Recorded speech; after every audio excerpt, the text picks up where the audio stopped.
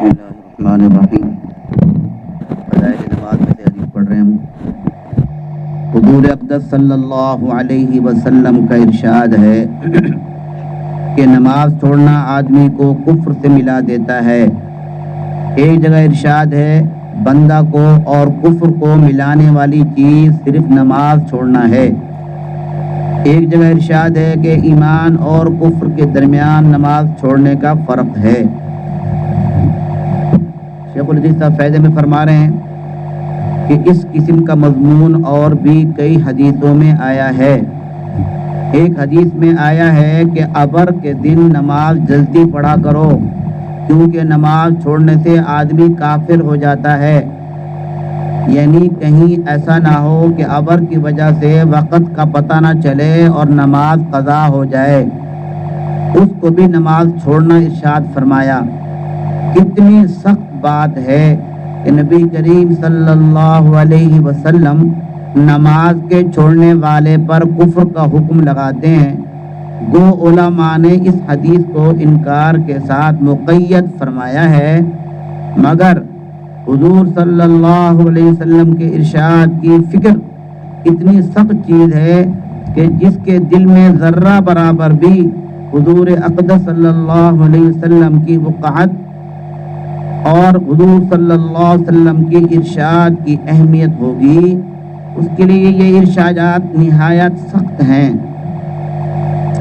اس کے علاوہ بڑے بڑے صحابہ رضی اللہ عنہ جیسے حضرت عمر رضی اللہ عنہ، حضرت عبداللہ بن مسعود رضی اللہ عنہ، عبداللہ بن عباس رضی اللہ عنہ وغیرہ حضرات کا یہی مذہب ہے کہ بلا عذر جان کر نماز چھوڑنے والا کافر ہے۔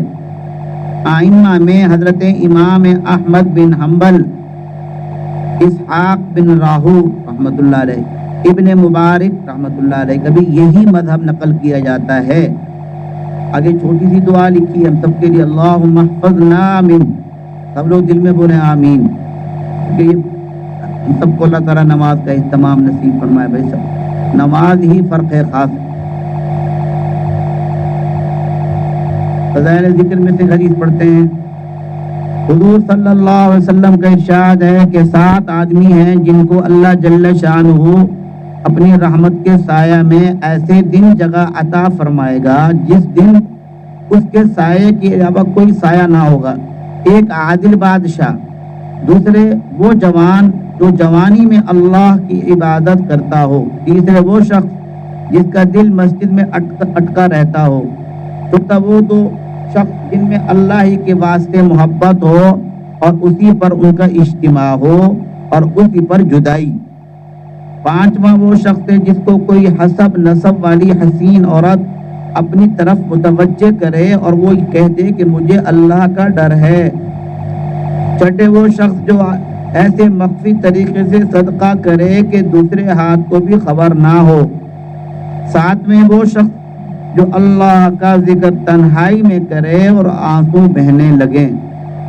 فائدے میں شیخ فرما رہے ہیں آنسو بہنے کا مطلب یہ بھی ہو سکتا ہے کہ دیدہ دانستہ اپنے معاصی اور گناہوں کو یاد کر کے رونے لگے، دوسرا مطلب یہ بھی ہو سکتا ہے غلبہ شوق میں بے اختیار آنکھوں میں آنسو نکلنے لگے۔ بروایت ثابت بنائی رحمۃ اللہ علیہ ایک بزرگ کا مقولہ نقل کیا ہے، وہ فرماتے ہیں مجھے معلوم ہو جاتا ہے کہ میری کون سی دعا قبول ہوئی۔ لوگوں نے پوچھا کس طرح معلوم ہو جاتا ہے؟ فرمانے لگے جس دعا میں بدن کے بال کھڑے ہو جائیں اور دل دھڑکنے لگتا ہے، آنکھوں میں سے آنسو لگتے ہیں، وہ دعا قبول ہوتی ہے۔ ان 7 آدمی میں جن کا ذکر حدیث پاک میں وارد ہوا ہے، ایک وہ شخص ہے جو اللہ کا ذکر تنہائی میں کرے اور رونے لگے، اس شخص میں وہ خوبیاں جمع ہیں اور دونوں اعلیٰ درجے کی ہیں۔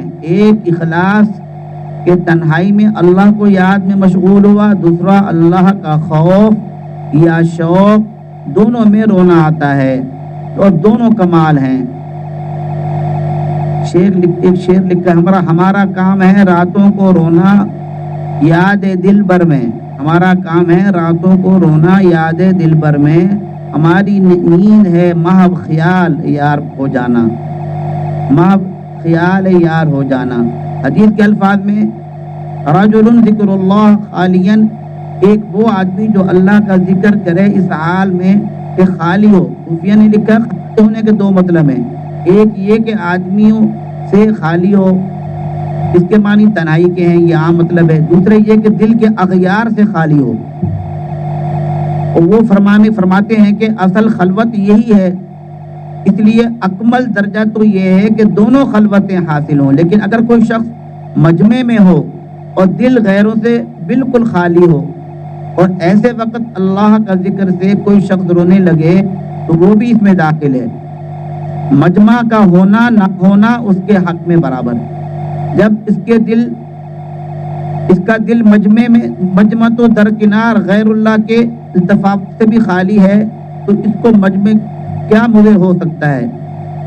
اللہ کی یاد میں اس کے خوف سے رونا بڑی ہی دولت ہے۔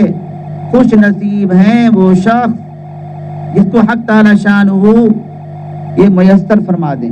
ایک حدیث میں آیا ہے کہ جو شخص اللہ کے خوف سے روئے وہ اس وقت تک جہنم میں نہیں جا سکتا جب تک کہ دودھ تھنوں میں واپس جائے۔ ظاہر ہے کہ یہ ناممکن ہے، بس ایسی ہی اس کا جہنم میں جانا بھی ناممکن ہے۔